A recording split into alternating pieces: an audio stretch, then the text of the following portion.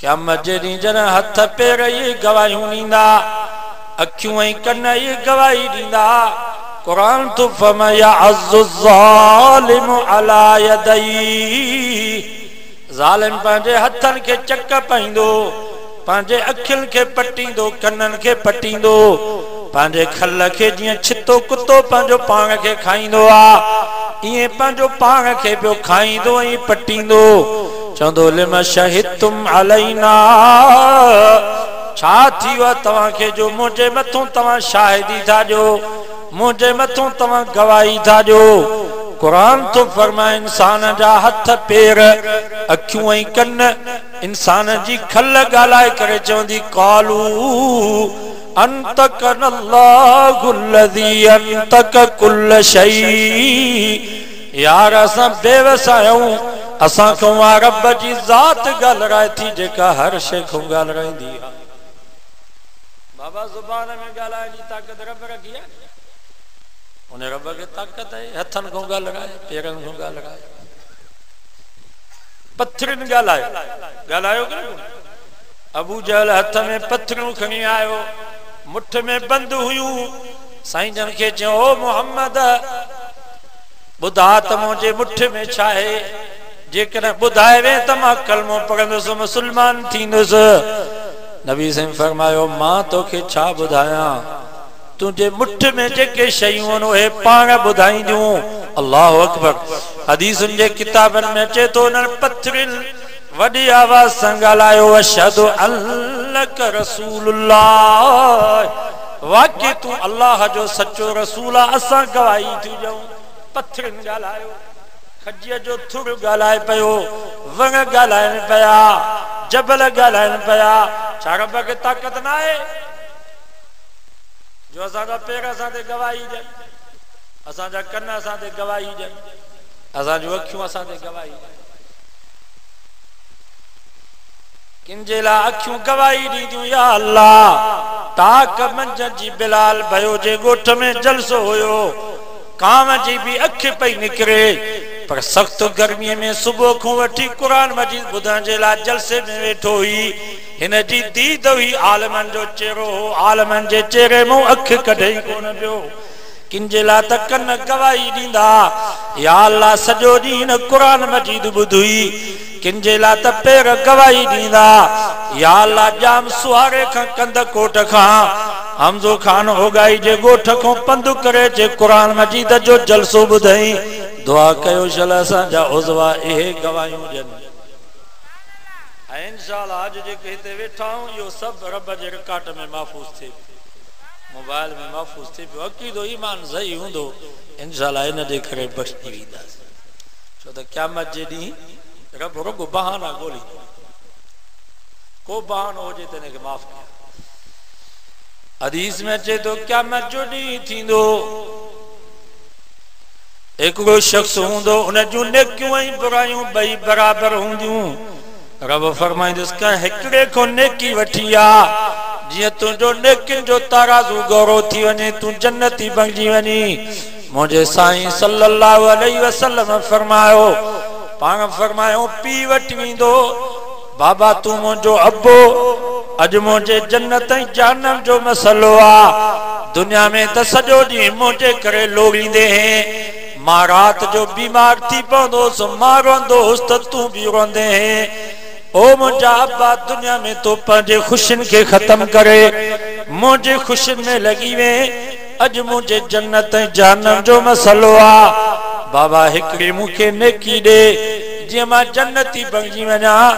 नबी साईं फरमायो पी इनकार कंदो, वरी अम्मा वटि वेंदो, अम्मा तू मुंहिंजी अम्मा, 2.5 साल रातियुनि जूं रातियूं तो मुंहिंजी लाइ उजागर कया, मूंखे किविल जो चकु लॻंदो उहो बि तूं बर्दाश्त न कंदी हीअं। ओ मुंहिंजी जी जल अम्मा, अॼु मुंहिंजे जन्नत जहन्नम जो मसलो आ, हिकिड़ी नेकी ॾे जीअं मां जन्नती बणिजी वञा।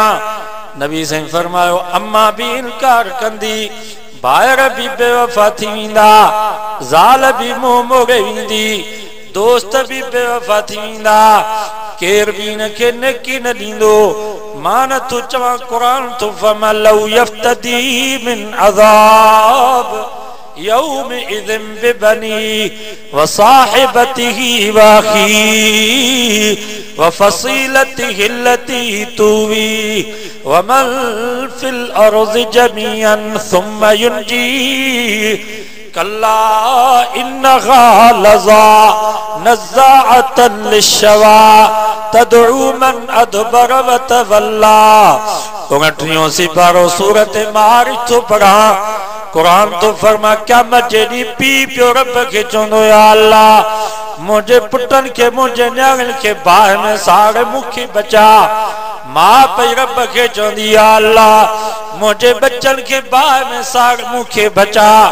बाप पियो रब के चोंदो या अल्लाह मुझा नंढा बार वड़ा बार मुझू भेनरूं सभी के बाह में सारे मुखी बचा। मुर्स पियो रब के चोंदो या अल्लाह ही मुझी ज़ाल जैसा मां प्यार जो परणो कयो इन्हें मुझी ज़ाल के भी बाह में सारे मुखे बचा। कौम जो वडेरो सरदार वो पियो रब के चोंदो फसीलतिही अल्लती तुवी या अल्लाह मुझो कुटुंब कबीलो मुझा मिट माइट सौट मासात मारोट पुफाट मुझी कौम जा माण्हू जेके मुझे आर्डर ते हथियार खणी अचे बंद ते पहुचंदा सरदार तुझे हुक्म जी देर जी आर्डर कर असां जान कुर्बान कंदासीं। कुरान तो फरमा क़यामत जे ॾींहुं कौम जो वॾो यो सरदार पियो चवंदो या अल्लाह इन सॼी मुंहिंजी कौम खे बाहि में साड़े मुखी बचा। दुनिया में त कुत्ते के बाहि में जलण बर्दाश्त नथा कयूं बिल्ले के कोए के बाहि थी लगे त राम तो अचे नाग के बाहि थी साड़े त लिंग कांडा ॾी था वञनि क्या दुश्मन जे घर के बाहि थी लगे त पाणीअ जो दिलो खणी वञी बाहि पिया विसायूं।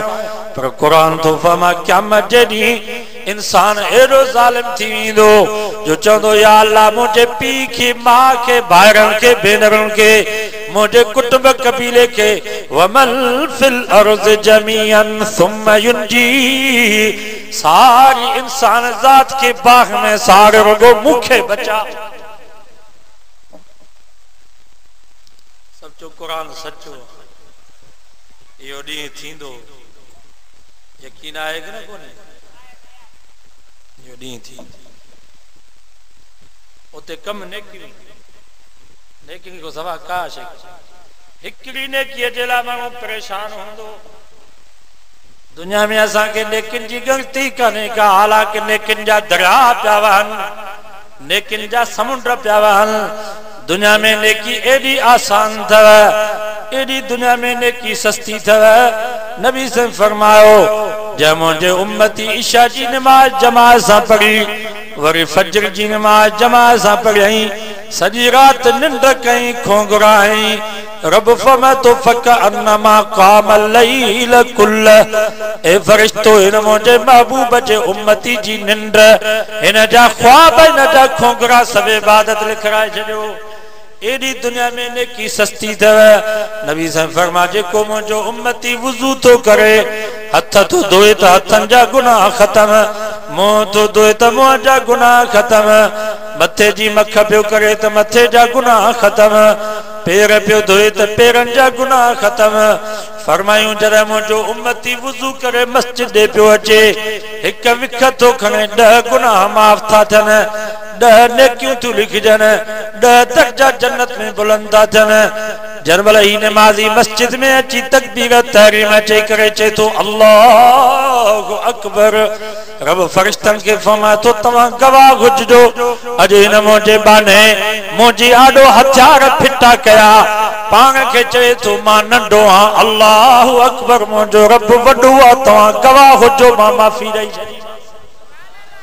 दुनिया में नेकी एडी सस्ती थव एडी दुनिया में नेकी सस्ती थव।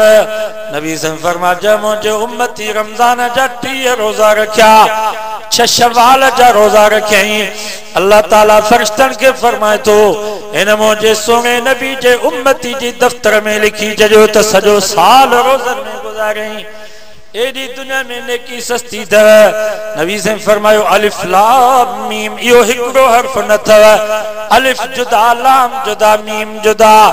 जेको मुझो उम्मती पढ़े तो अलिफ लाम मीम उन जो 3 नेकियूं थी लिखजन।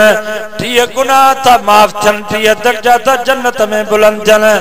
बाज़ उलमा फरमाइन था अलिफ में 3 अखर, लाम में 3 अखर, मीम में 3 अखर। जेको पढ़े तो अलिफ लाम मीम उन जे आमाल नामे में 90 नेकियूं थी लिखजन। 90 गुनाह था माफ थन। 90 दर्जा था उन जा जन्नत में बुलंद थन। एडी दुनिया में नेकी सस्ती थव। एडी दुनिया में नेकी सस्ती थव। नबी से फरमायो जा रमजान में हिकड़ो कुरान मजीद जो खत्म करियो अल्लाह ताला उन जे आमाल नामे में 52 लख कुरान जे खत्मन जो सवाब तो लिखे। नेकिन जा दरगाह पे था वह। नेकिन जा वाह हो गया था वह। नेकिन जी शाखूं पे थी वहन गोठ गोठ पर केर नेकी कमाए। आखिरत जेनी हिकड़ी नेकी जे ला मां परेशान हुंदो केर भी इनके नेकी को न दींदुस। नबी से फरमायो मायूस थी मोटियो इंदो एकड़ो बानो मिलंदुस यार खैर ताए मायूसा चंदो यार नेकियूं ऐं बुराइयूं बई बराबर हन। रब फरमायो कंहिंखो हिकड़ी नेकी वठी आ केर भी नेकी कोन थो जे बाबे भी जवाब ॾेई छॾियो अम्मा भी मुंह फेरे छॾियो ज़ाल भी ठुप इनकार कयो भाइर बेवफा थी विया दोस्त मुंह मोड़े विया केर भी नेकी कोन थो जे। हदीस में चे तो वो शख्स चंदो यार तू जो नेकियूं ऐं बुराइयूं बई बराबर तू जन्नत में न तो वनी सगी मुझू तो सारियों बुराइयों हल सिर्फ हिकड़ी नेकी आ यार मां जन्नत में किए वेंदुस अदा ये नेकी तू वठ तो जो कम थे मुझो अल्लाह मालिका। हदीस में चे तो आ हिकड़ी नेकी न के दींदो खुशी में न रहंदो अल्लाह अकबर भजंदो ईंदो या अल्लाह नेकी मिली वई या अल्लाह नेकी मिली वई। रब के पतो ता है किथों आंदई चंदो या अल्लाह हिकड़ो तुझो बानो होयो जा वट हुई हिकड़ी नेकी उन चो तू वठ तुझो कम थे मुझो अल्लाह मालिका। हदीस में चे तो रब जो रहम जोश में अची वेंदो अल्लाह से फरमाइंदो वठी अचो न मुझे बाने के फरिश्ता वठी ईंदा रब जे साम्हूं अची बीहंदो। रब फरमाइंदो छा तू मुखों वधीक सखियां छा तू मुखों वधीक रहमराहिमीना छा तो हुन सां सखा कई मां तोसां तो सखा कयां तो हुन ते रहम कयो मां तो ते तो रहम कयां। फरिश्तन के रब हुकुम फरमाइंदो पर इन हिक नेकी वारे के जन्नत में वठी वञो सो पो हुन के जन्नत में वठी वञो। यो केर हुंदो हदीस में अचे तो यो सखी हुंदो सखी भी तवाई असां जागो थो रही जो 100 मण थन त 5 मण मदरसे में 95 मण घर में या भी सखावत है या सखावत ना है। तवाई असां जागो सखी थो रही जो लाख रुपया पगार हो जे तो 2000 मदरसे में सखी न के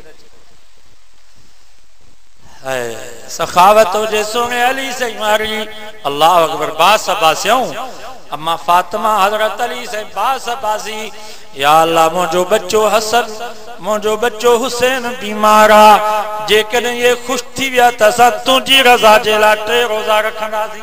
बास बासण जायज़ बास अगली बास जे जमे तकलीफ जे बाकी या बास न बास जे त पुट जमे त ज़ाल समेत कलंदर जी दरगाह ते वेंदुस पुट जमे त बकर काहे बस भरे सईदी मूसाणी जी दरगाह ते वेंदुस या बास नाजायज़ा। हजरत अली से अम्मा फातिमा बास बासी या अल्लाह असां जा बचड़ा खुश थी विया त असां तुंहिंजी रज़ा जे लाइ 3 रोज़ा रखंदासीं।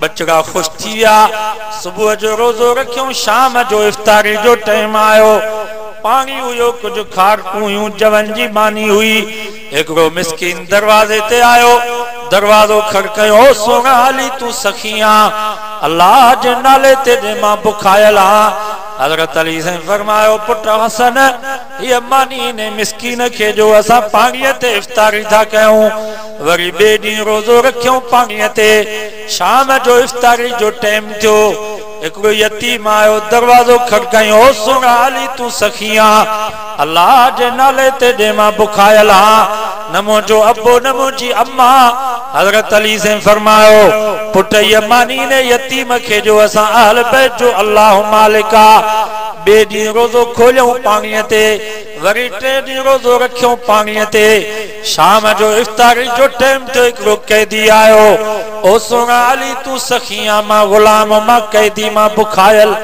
अल्लाह जे नाले ते दे हजरत अली से फरमायो पुट यमानी ने कैदी के जो असा जो अल्लाह मालिका मां पाणीअ ते इफ्तारी कंदुस अल्लाह अकबर पानी ते इफ्तारी करे जने नमाज ते अचे पियो सुबह जो अल्लाह अकबर अल्लाह से जिब्रील के हुक्म कयो जिब्रील जी रब्बे जलील वन मुझे महबूब के चो वयुतिमून ताम अला हुब्बिही मिस्कीना व यतीमा व असीरा इन्नमा नुतिमुकुम लिवजहिल्लाह ला नुरीदु मिनकुम जज़ाअन वला शुकूरा ओ मुझा महबूब सुनो अली अचई पयो थेड़ खाइंदो टे ॾींहं टे रातियूं रोज़ो रखे भी पाणीअ ते खोले भी पाणीअ ते पाण बुख ते मिस्कीन के पियो खाराए पाण पाणीअ ते पियो इफ्तारी कराई यतीम के पियो खाराई पाण बुख ते हुयो कैदीअ के पियो खाराई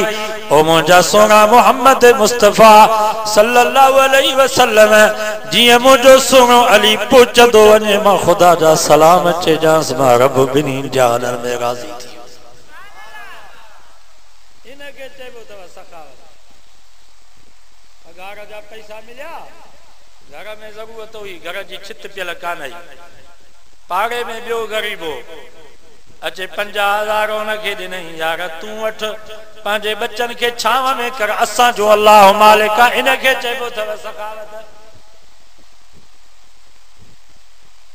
पंहिंजे घर में खाइण जे लाइ अटो भी कोने से चावरन जो कट्टो मिलिस अन्न जो कट्टो मिलिस चई असां जो अल्लाह मालिका ओए चावर वरी बे जे घर मोकिले इनके चइबो तव सखावत दुआ कयो अल्लाह असां के या सखा नसीब फरमाए क़यामत जे ॾींहुं शख्स चवंदो सखी चवंदो या अल्लाह हिन जो कम ते असां जो अल्लाह मालिक हिकड़ी नेकी हुंदस ओ भी चवंदो यार ही तू वठ तू जो कम थे असां जो अल्लाह मालिक रब मन बस तो हिकड़ी नेकी हिन के ॾिनी मां रब वरी तोखों वधीक सखिया फरिश्तन के रब चवंदो पर हिन हिक नेकी वारे के जन्नत